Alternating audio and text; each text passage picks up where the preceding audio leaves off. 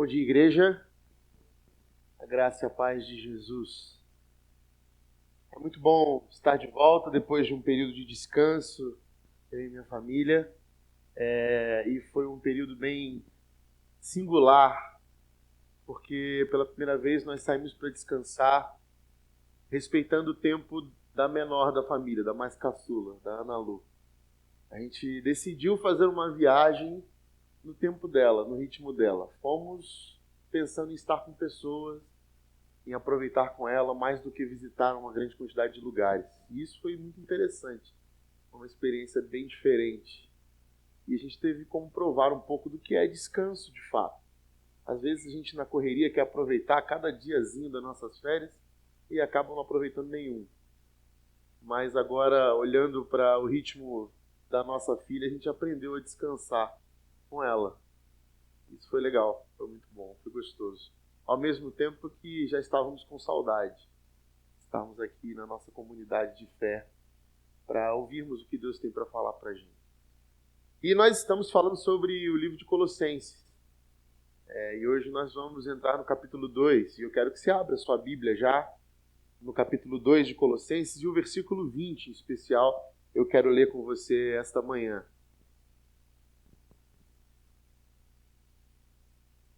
Colossenses, capítulo 2, e eu leio o versículo 20.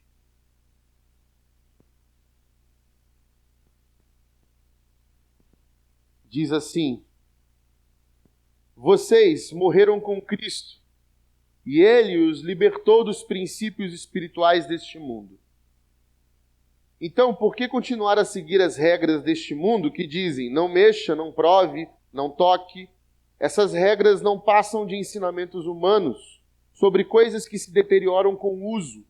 Podem até parecer sábias, pois exigem devoção, abnegação e rigorosa disciplina física, mas em nada contribuem para vencer os desejos da natureza pecaminosa. Pai de amor, obrigado, Senhor, pela sua palavra. Obrigado, Pai, pelo teu evangelho de graça. Confronta-nos essa manhã, nos traz responsabilidade e sabedoria. Em nome de Jesus. Amém. Existe uma história antiga uma conversa entre dois rabinos. Um deles se chamava Baal Shem Tov e o outro Dom Ver. Um era rabino e o outro era médico. E eram muito amigos. E um dia o rabino Dom Ver foi até seu amigo médico, judeu também, para se consultar, porque ele estava passando por um tempo muito difícil. E o médico, amigo dele, disse para ele assim: rapaz, você está bem fisicamente. A saúde está boa, você tem aí uma vida boa, organizada, você vive bem, mora bem. Mas de fato te falta alguma coisa. E o rabino intrigado perguntou para o médico: o que falta, meu amigo? O que me falta? Te falta algo na sua fé. E o que falta na minha fé? E ele falou: te falta alma. Te falta alma. A Bíblia é cheia desses versículos que a gente lê como se fosse para nós, e aqueles versículos que a gente lê para os outros. A gente tem separado na nossa gaveta de memória de versículos aqueles que a gente gosta de ler para os outros. E tem aqueles que a gente gosta de ler para a gente. E geralmente os que a gente gosta de ler para a gente são versículos bem legais. E para os outros são versículos mais fortes, né? Inclusive quando a gente está numa discussão ou numa repreensão, numa exortação, esses versículos que são para os outros vêm de uma facilidade incrível à nossa mente. Mas o que acontece se eu pego esses versículos que são para os outros e começo a ler para a gente? E os que são para a gente começa a ler para os outros. O que vai acontecer? Vai acontecer algo bem interessante. Porque quando eu faço isso, quando eu pego os que eu acho que é para os outros e leio para mim, eu me torno uma pessoa muito mais generosa para com o outro. E quando eu pego o que era para os outros e leio, e quando eu pego o que era para os outros e leio para mim, eu me torno mais radicalmente dependente de Deus. Essa troca de valores serve para a gente fazer uma autoavaliação do que a gente entende, de que é para os outros, do que é para a gente. E a gente começa a ler a Bíblia de um todo. Porque na nossa consciência, na nossa realidade, no nosso contexto, é muito fácil nós nos tornarmos esse tipo de pessoa de que Paulo está falando aqui. Quando Paulo está escrevendo o capítulo 2 de Colossenses, ele está lembrando a igreja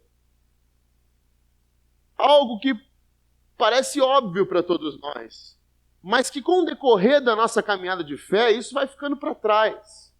As nossas estruturas linguísticas, o nosso convívio, o nosso jeito de se relacionar com as pessoas, vai sendo criado um novo mundo, uma nova esfera, um novo contexto totalmente religioso. Tanto que nos esquecemos de que nem todo mundo está nessa bolha nossa. E que não vão entender algumas expressões, alguns comportamentos, algumas falas. Vão parecer completamente... parece outra língua. E nós vamos nos isolando. Nós vamos perdendo a consciência de que não são essas coisas os princípios espirituais da fé cristã. Que não são essas coisas que criamos ao longo da história que nos fazem ter alma, ter a sensibilidade das relações. É muito comum na nossa caminhada cristã, e isso é comum porque é meio que orgânico. Nós, por exemplo, quando entramos para a caminhada cristã, nos afastarmos de contextos que antes nós frequentávamos. É comum, é natural. Mas nós precisamos nos policiar para que isso não aconteça, para nos tornar pessoas insensíveis àquilo que a gente já viveu. E nos fazer, então, religiosos, xerifes, transformando usos e costumes na essência da nossa fé. Perdendo a sensibilidade até mesmo com os que são nossos, os mais próximos. Teve uma época no Rio de Janeiro que havia lá, eu não sei se aqui em São Paulo já teve, mas havia lá o acampamento dos filhos de pastor. Só ia filho de pastor. E virou uma piada isso lá no Rio. Porque era conhecido como o pior acampamento de todos. Acontecia de tudo lá dentro. Problemas.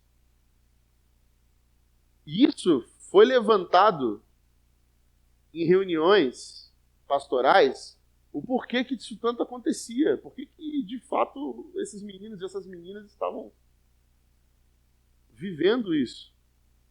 E tanto é que foi naufragando hoje, eu nem sei como é que anda essa organização. Porque nós vamos nos enchendo de alguns costumes que nós criamos para nos reunirmos como igreja, que nada tem a ver com a essência, e nos tornamos insensíveis a isso. Nós esquecemos do que já fomos. E perdemos a alma, a sensibilidade, a intencionalidade da relação e a importância da relação. Nos enchemos dos nossos dogmas, esquecemos de dialogar, de conversar. Toda conversa agora é um pressuposto para que eu convença o outro de que eu estou certo e ele está errado. Nós já não sentamos à mesa para partilhar, simplesmente para conversar sobre até as nossas discordâncias, mas para estarmos juntos. Para compreender o outro ou não mais.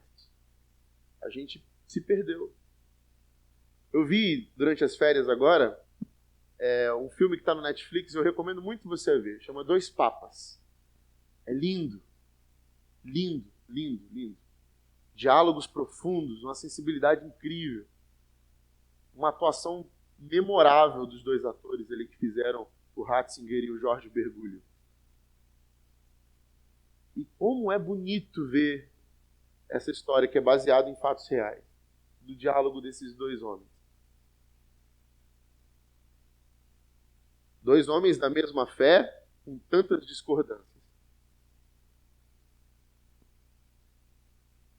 E Paulo vai começar o seu texto falando: vocês que morreram com Cristo para este mundo. Que mundo é esse que Paulo está falando? Para os princípios elementares, algumas versões dizem, mas eu gosto da versão que se aproxima mais do original, que é para os princípios espirituais, do espírito do mundo.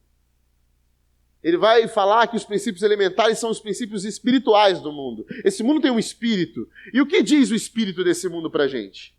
De que mundo é esse que Paulo está falando? Ora, no Novo Testamento nós temos 3 óticas para a palavra mundo. 3 óticas. A primeira dela é o mundo criação. É o cosmo. Esse é o mundo. A segunda delas é a sociedade humana, a cultura em que se vive. A família, a civilização. Deus amou o mundo, a civilização, a família, o jeito que a sociedade se organizou, este mundo. E existe a terceira ótica para a palavra mundo, que é justamente esse que Paulo está falando. O mundo perigoso, sedutor, que tem um sistema motivado pelo desejo, pela ambição, pelo poder, pela fama, aparência, hedonista, tirano, que me sugere trocas, trends, todo o tempo. É esse mundo aqui, essa ótica que Paulo está falando. Os princípios espirituais deste mundo. Esse mundo tirano, esse mundo que nos seduz, esse mundo que nos coloca em xeque. E por muito tempo nós, da religião, achamos que a nossa fé estaria segura se criássemos um ambiente asséptico. Se criássemos um ambiente em que nos isolaríamos do mundo. Mas esse mundo não tem como ser isolado de nós. Não há possibilidade de nós ficarmos fora deste mundo, porque nós estamos neste mundo. Não existe um lugar seguro, porque este mundo tem a ver com você e eu.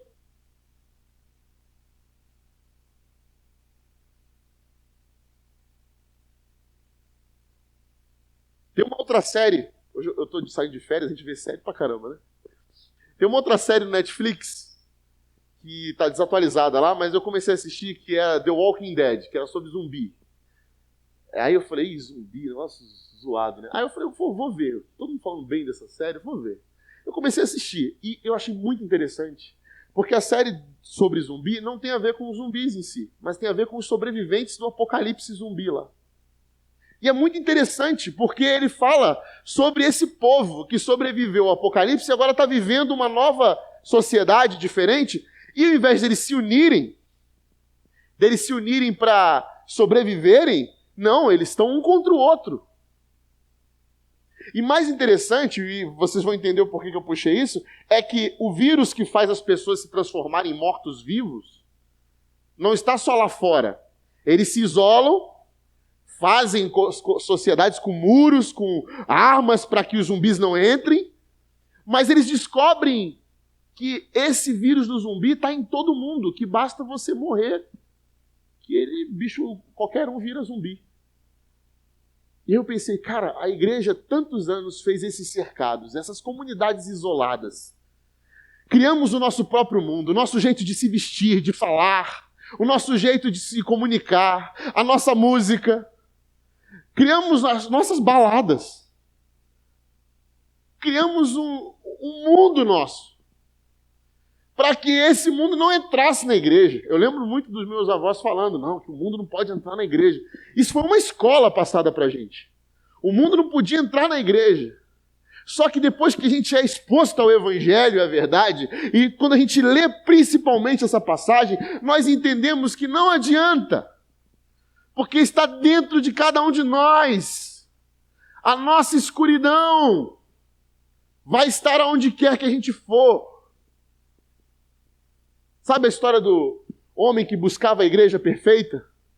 O homem tentava buscar a igreja perfeita e finalmente ele encontrou a igreja perfeita e entrou nela. E a igreja deixou de ser perfeita. Não há possibilidade de vivermos fora do mundo porque nós somos o mundo. Nós transformamos e contaminamos esse mundo. Não é a criação, as coisas, os usos e os costumes que fizeram da gente pessoas más. Mas é o nosso pecado que fez desse mundo amaldiçoado. E por isso que eu e você somos esse mundo.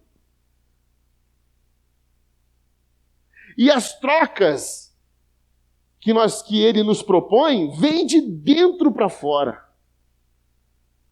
O nosso inimigo está aqui sussurrando. Que inimigo? O diabo? Eu estou com o diabo? Não, você. O diabo está ao derredor, buscando a quem possa tragar. O que isso significa? Significa que ele está de olho em você. Uma hora ele vai querer botar a culpa em mim, falar que sou eu, mas ele vai cair na própria e eu vou tragar ele. Porque o nosso inimigo está o tempo todo, o seu euzinho aí, querendo que você faça tudo aquilo que é necessário para que você seja o Deus. Quais são as regras, as leis espirituais deste mundo tirano, sedutor e maligno? Esse mundo. Primeira, é que os fins precisam ser alcançados, não importa o meio. Nós aprendemos com a história da humanidade que se tem alguma coisa para chegar lá, eu vou fazer o que for, incluindo trair os meus próprios princípios, se for para chegar num objetivo comum. Nós tapamos os nossos ouvidos e os nossos olhos.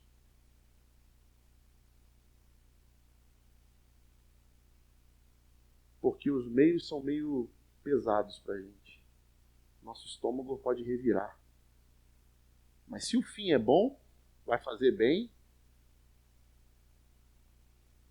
não tem problema. Eu traio os meus princípios, eu jogo no lixo os meus valores. Mas no final vai estar tudo bem. Isso é uma regra bem clara que esse mundo estabeleceu. Isso não é nada novo. Maquiavel já falava disso faz tempo. O problema é que a gente olha isso distante, mas isso está aqui, ó, no meio do seu coração. Segunda regra desse mundo é que a objetividade é algo que não se troca por nenhum acesso de sensibilidade. Eu não estou preocupado com os teus sentimentos, com o que você vai sentir. Eu estou preocupado com o que é o fato. Eu não estou preocupado em ouvir a tua história. Nós temos regras aqui. Não mexa, não toque, não use. Se você desrespeitar qualquer uma delas, eu não importo com a tua história. Você quebrou uma regra. Não existe a nuance, a contingência. Não existe o caso a caso. Não existe a experiência da relação. Porque a qualquer concessão que se faça, existe alguém para dizer, mas no caso dele, as relações passaram a ser contempladas por uma receita de posso ou não posso. 3. Racionalismo tem supremacia absoluta sobre qualquer outra forma de intuição.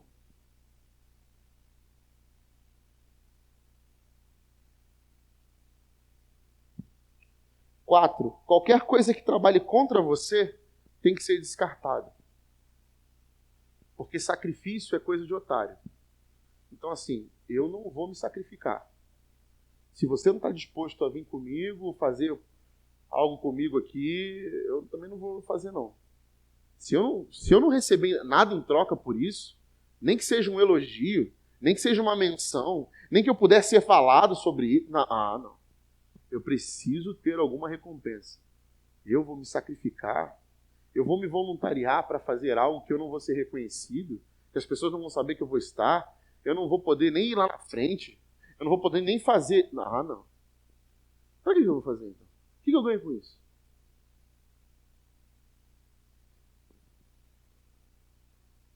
E 5, você é o centro de todas as coisas. E quaisquer coisas que não orbitem ao redor de você, está fora de lugar no universo. Parece que eu estou falando algo que não tem a ver com igreja. Mas o que você mais vê hoje é mensagens de quê? De autoajuda.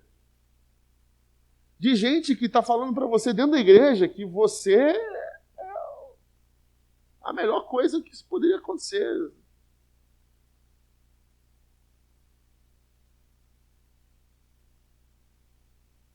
Nós não precisamos de massagem no ego. Nosso ego é muito bem massageado. Muito tranquilo.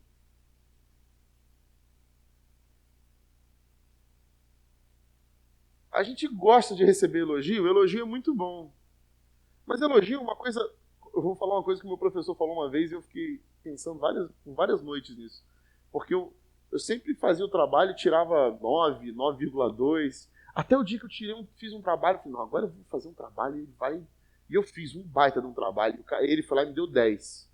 E ele, toda vez que eu tirava 9, 9,2, 9,5, ele acabava com o meu trabalho. Ele falou, você podia ter feito melhor. E eu tirava nota boa, não era uma nota ruim. Quando eu tirou 10, eu fiquei esperando ele me dar um elogio. E aí eu peguei o trabalho, eu falei, 10, né, professor? Aí ele olhou para mim, você está esperando que eu fale o quê para você? Parabéns? E o que você vai fazer com o meu parabéns?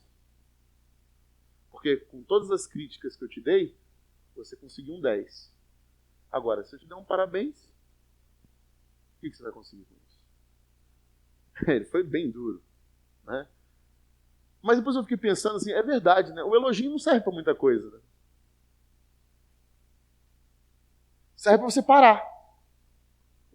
Você olhar no espelho e falar, sou bom. É isso que serve o elogio. O elogio serve para isso. Ok, gente, temos que ser sinceros. Não tem outra função. Se vocês descobrirem depois do culto, vocês me falam. Para que serve? Para motivar. Motivar o quê? Motivar. A crítica te motiva. O elogio te motiva a ficar no lugar. Mas é uma forma de carinho. Tudo bem. Mas que pode ter o efeito reverso. Na maioria das vezes tem. Nós devemos elogiar sim, mas temos que tomar muito cuidado. Porque a gente tem um ego aqui doidinho para saltar para fora. E essa é uma das leis básicas do mundo. E o que acontece com isso? Que esse é o espírito do mundo. E isso não tem a ver com a cor do seu batom, com a roupa que você usa, com o gosto musical, com a música que você escuta vindo para a igreja.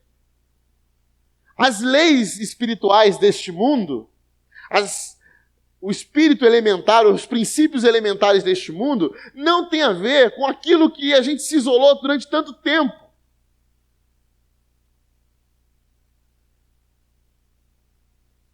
E o que aconteceu quando a gente fez isso?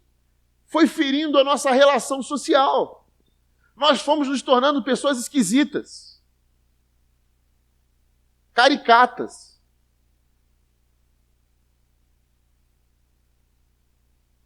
E ofendidas. Ofendidas. A ponto de que, por uma pessoa falar para outra na escola, por exemplo, de se chamar, você é crente e tal, e zoar você, com o próprio bullying de toda a escola, você chamava isso de perseguição. Gente, eu não preciso ser crente para ser perseguido na escola. Na escola, basta você estar lá para ser perseguido. Quem sobreviveu ao ensino médio ou à escola, sabe o que eu estou falando.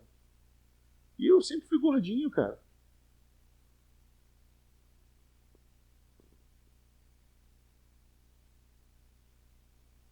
Nós começamos a ficar ofendidos até com coisas que não têm a ver com a gente. E começamos a achar, no nosso mundo, na nossa redoma, que Jesus e Deus precisavam de defesa.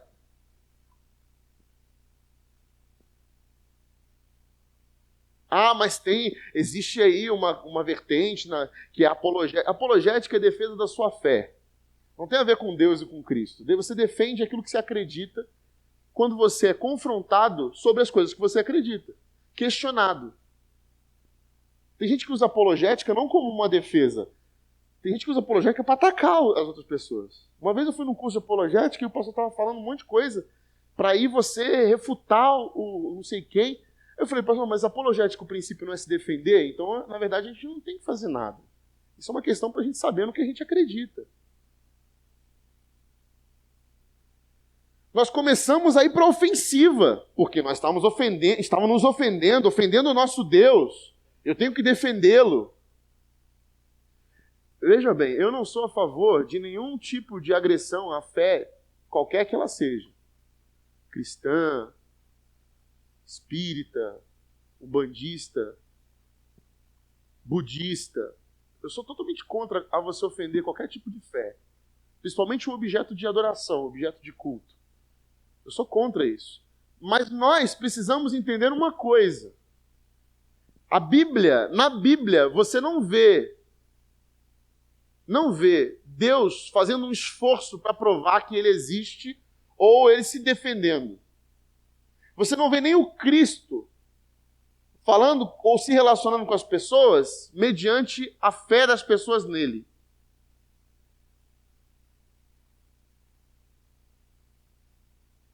E nós começamos a nos preocupar em estabelecer defesas. Começamos a achar que nós realmente éramos soldados de trincheira. Cantamos tanto isso que nós viramos combatentes. Achando que realmente Jesus era um general fardado. E que nós estávamos indo para a batalha. Porque nós aprendemos desde pequeno que a armadura de que Paulo fala, a armadura da fé, é a armadura romana. Vocês já tiveram essa aula. Olha, a armadura da fé. Aí o que falava? Tinha uma couraça. Aí, qual eram as figuras? Era a armadura do soldado romano. Né? O capacete, né? Mas Paulo está falando da armadura de Cristo, não do soldado romano. A metáfora de Paulo não é para a gente ir para a guerra. Inclusive, a armadura não tem arma.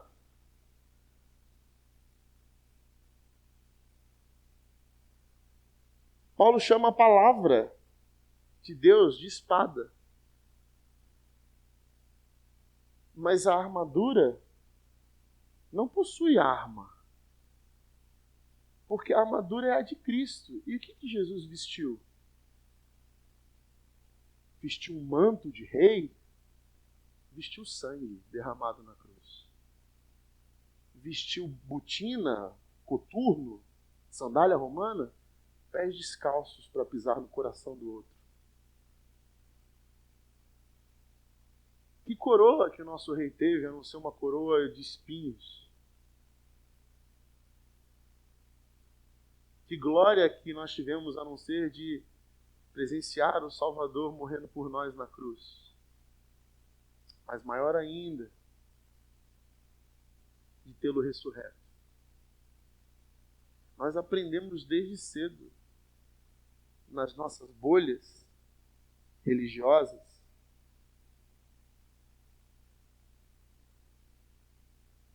que nós tínhamos, não sei por que atacar. E aí o que acontece? Que o mundo religioso assume um protagonismo. A gente começa a construir abismo entre piedade e vida.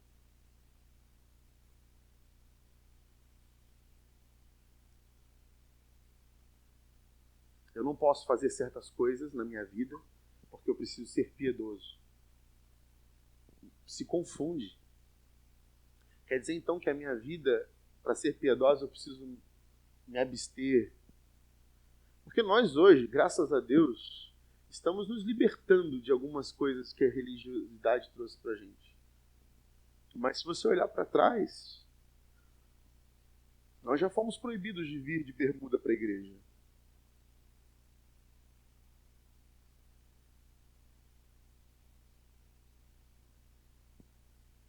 A bateria se converteu. A bateria se converteu, porque ela era pecado. Há uns tempos atrás, guitarra nem se fala. tudo foi batizado. Porque está aqui dentro hoje. O que aconteceu? Era do diabo, agora o diabo cansou de tocar guitarra e bateria. Classificamos as coisas que são do diabo e de Deus como se o diabo tivesse alguma coisa. Nós estudamos em Colossenses 1. Tudo é de Jesus. Tudo é por ele e para ele. Nada é do diabo. O diabo perdeu, acabou. Jesus é supremo sobre todas as coisas, é soberano sobre todas as coisas. Quando eu fiz um projeto missionário no Rio Grande do Sul, a gente tinha uma opção de casas para ficar lá, né, hospedado, mas a única que era independente era uma casinha que era usada para fazer macumba. Tinha bastante isso lá, né? Eles faziam os encontros espirituais deles lá. E aí os irmãos da igreja não queriam deixar os missionários na casa que era da macumba. Aí eu entrei na casa junto com outro voluntário que estava lá pra gente ver. E a gente chegou lá, olhou, falou assim, nossa, mas a casa é muito legal, cara. E os caras não querem deixar, não. Ó, aqui é de Jesus, em nome de Jesus, amém. Vamos ficar aqui. Aí, mas pastor, aqui tinha, agora não tem mais, acabou. Porque a espiritualidade de Jesus é essa que invade as trevas. E redime, acabou. Ah, isso aqui era do diabo, agora não é mais. Quem falou que era? Ah, porque não pode fazer isso porque é do diabo. Que é do diabo? O diabo não tem nada. O diabo perdeu o Playboy. Acabou, é nosso. Acabou. Nós fomos encucando isso, achando que o mundo era essa coisa de coisas, de objetos. Sabe o que eu louvo a Deus, às vezes, vendo a Ana Lu aqui na igreja? É que a Ana Lu está crescendo aqui dentro da igreja. E aí, a igreja vai se tornando como se fosse um pátio dela.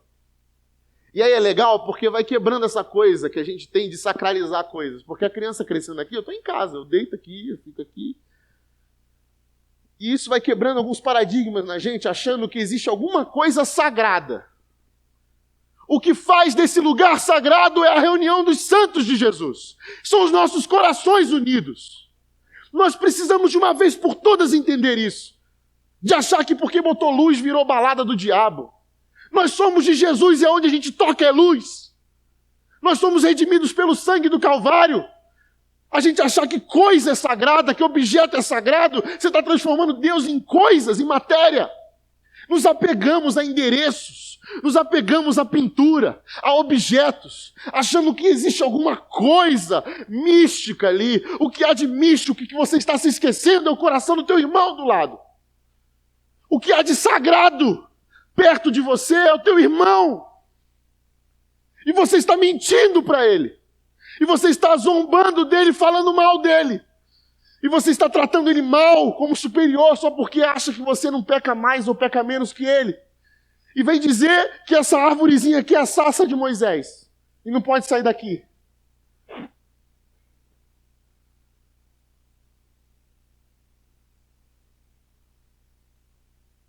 Se fosse assim, nós devíamos olhar para a cruz com desprezo.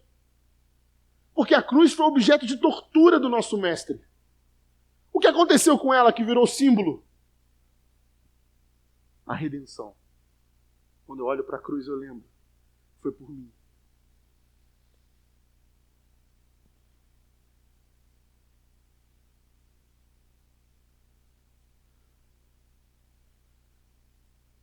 Me dói muito ver que ainda estamos enraizados a coisas, a usos e costumes que tendem a perecer, como Paulo está falando. Por que Paulo está questionando? Por que, se vocês já morreram para os princípios elementares deste mundo, por que ainda se prendem a usos e costumes? Não toque, não mexa, não coma, não beba. Essas coisas tendem a perecer, essas coisas tendem a morrer com o tempo, elas não servem para nada. E eu fico lembrando que de uma conversa que eu tive com um amigo lá no Rio de Janeiro agora, ele estava tão pesado quanto eu, assim, bem gordinho. E nós estávamos conversando e ele fez bariátrica, mesma idade que eu. E eu fiquei preocupado. Eu falei, não, eu não posso, eu tenho que transformar. E eu já estou um tempo falando sobre isso, né? E não tomo vergonha na cara. E aí eu conversando com ele, e aí ele estava lá comendo, e ele pediu um lanche, eu falei, cara, tem que mudar, né? Tem que mudar. Tá? Mas Você não está mudando muito bem ainda. Ele, não, tá, tem que ir. Aí ele ficou sem graça e trocou de lanche, né? Não, você não quer comer o meu? Você está me jogando... Já que eu estou no inferno mesmo, né? Abraça aí o teu fardo. Porque o que a gente aprende somente quando você está fora de forma e fora de peso, é que assim, não adianta você fazer os macetes que for, os atalhos que for. Se a sua mente não mudar, você vai continuar fazendo errado. Eu sou totalmente leigo no assunto, mas uma coisa que eu aprendi é que não existe fazer dieta. Existe a tua dieta. E você muda. Se você quiser. Se você não mudar... Mas isso tem que ser uma coisa de dentro para fora. Porque quando eu pego de fora para dentro, eu vou submeter o meu corpo a uma coisa que eu não quero fazer. Na menor possibilidade, eu vou sair fora. E é isso que os nossos mundos ao redor desse domo asséptico fez com nossa fé. Transformou ela numa máscara, numa casca, em que a gente aparenta para os outros que estamos fazendo tudo bonitinho porque está seguindo a regra do pode ou não pode. E nos esquecemos de que isso nada importa. Porque submetemos o nosso corpo a questões físicas e o nosso espírito já foi. Nos apegamos às coisas materiais e as nossas coisas já foram, acabou, perdeu. Já não tem mais alma, te falta alma na tua fé. E achando que estamos aqui... agora eu estou na igreja, não estou no mundo. Meu amigo, João, capítulo 17, versículo 15, Jesus está dizendo para Deus: peço que não os tire deste mundo, mas que os livre do mal. Porque eles não são deste mundo. Aí está a grande diferença. Quando nós somos expostos à mensagem do Evangelho, nós entendemos que esse mundo que jaz no maligno, que está dentro de nós, enraizado, ele é lançado fora pelo amor de Jesus. Ele vai embora. E a gente descobre que a gente não pertence mais a este mundo. Este mundo. Não o mundo CEP, não. Este mundo de leis, princípios elementares que invadem. Nós focamos muito nos usos e costumes, no que pode ou não pode, e deixamos o mal sorrateiramente, o mundo sorrateiramente entrar nas nossas igrejas. Fazer da igreja um lugar de meritocracia, um lugar de apego a coisas, costumes, ao invés de olharmos o que importa na igreja de Jesus, que são as relações de amor e de afeto, os entranháveis afetos de que Paulo fala. Nada substitui isso. E é para isso que nos reunimos. A pessoa fala, eu vou para a igreja por causa de Jesus, porque se fosse das pessoas eu não iria não. Você já ouviu isso, com certeza. E isso é uma tremenda de uma mentira. Igreja não, se você não quer ir para a igreja por causa das pessoas, você não vai para a igreja. Casa. Igreja é para você se relacionar, é para você vir com o diferente, sentar do lado do diferente. E seria tão mais, se fosse logisticamente possível, mais legal se fôssemos uma grande mesa. E aí a gente olhar um no olho do outro. Mas a gente entende que pela logística, durante 1h30 a gente fica aqui sentado olhando para a nuca do outro. Mas como é importante a gente conviver. E nós estamos perdendo isso. Nós estamos só trocando os usos e costumes. A gente abandonou algumas questões, mas as outras a gente se apega. O que eu posso... você vai tirar isso aqui, então traz outra aqui para eu pegar. Traz outra para colocar no lugar, porque eu não posso ficar assim.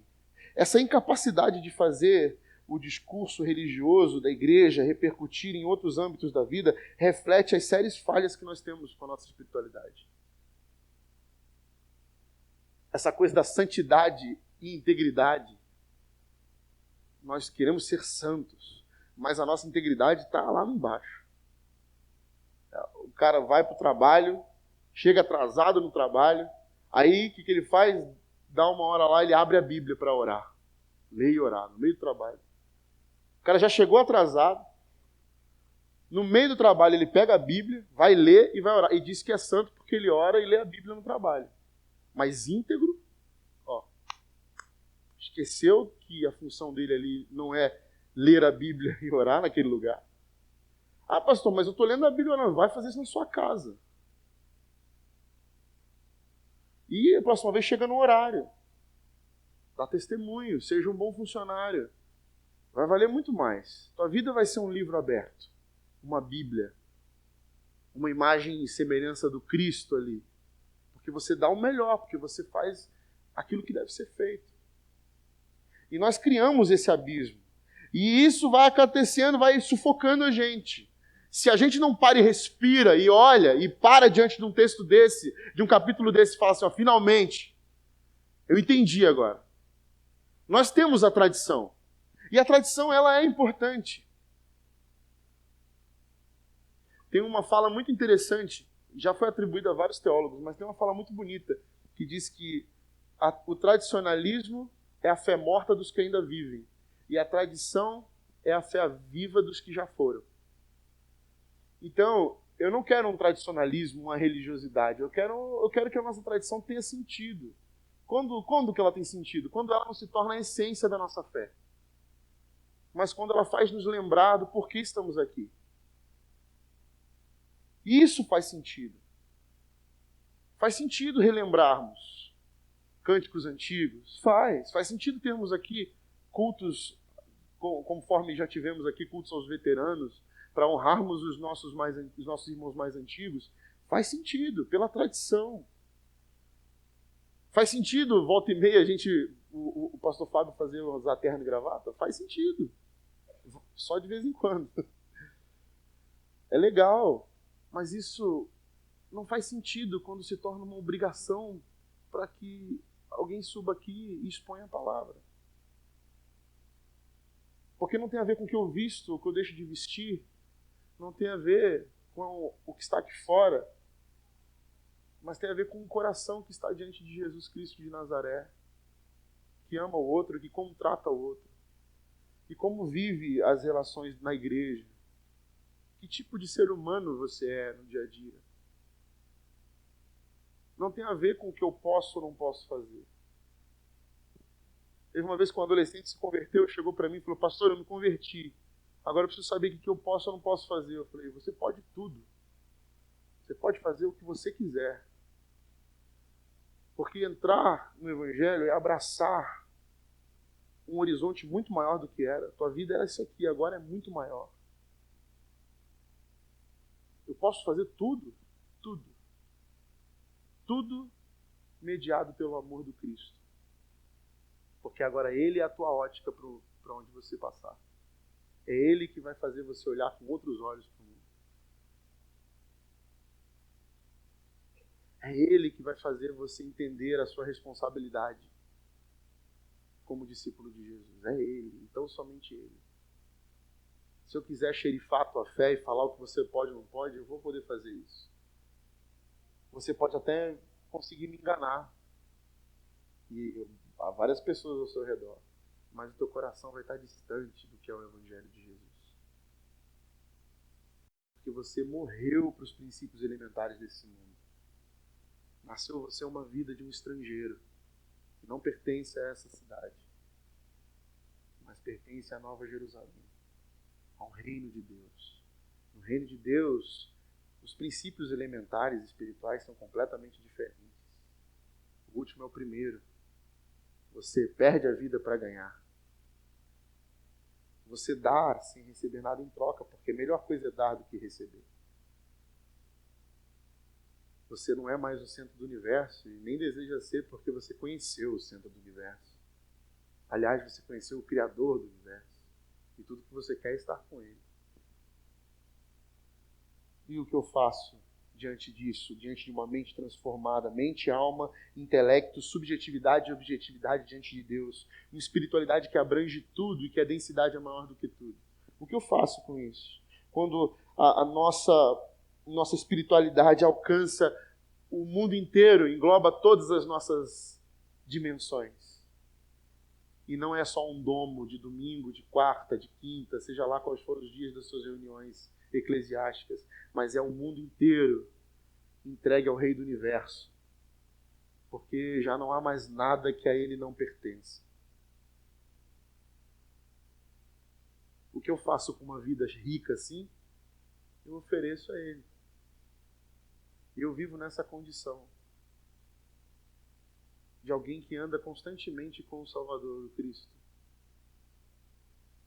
E quando eu vou no cinema, ver Star Wars, eu sei que Jesus está comigo, se emocionando com a luta de sabre de luz, junto comigo. Eu sei que Ele está ouvindo ópera comigo, eu sei que Ele está ouvindo rap, eu sei que Ele está ouvindo rock, eu sei que Ele está comigo quando eu vou no teatro. Eu sei que Ele está comigo quando eu vou fazer um passeio com a minha esposa. Eu sei que Ele está comigo quando eu estou no trabalho e tenho uma discussão com o meu chefe. Eu sei que Ele está comigo quando eu tenho momentos de comunhão com os meus amigos que não são crentes. Eu sei que Ele está comigo quando eu posso fazer um churrasco com meus amigos que não são crentes, juntos com os crentes, e parar com essa bobeira de dizer quem é crente e quem não é crente, e começar a amar como Ele amou, como Ele andou, sem ficar perguntando: você crê em mim? Então vem comigo. Aliás, quando as pessoas criam em Cristo, Ele falava: você crê em mim? Então vai.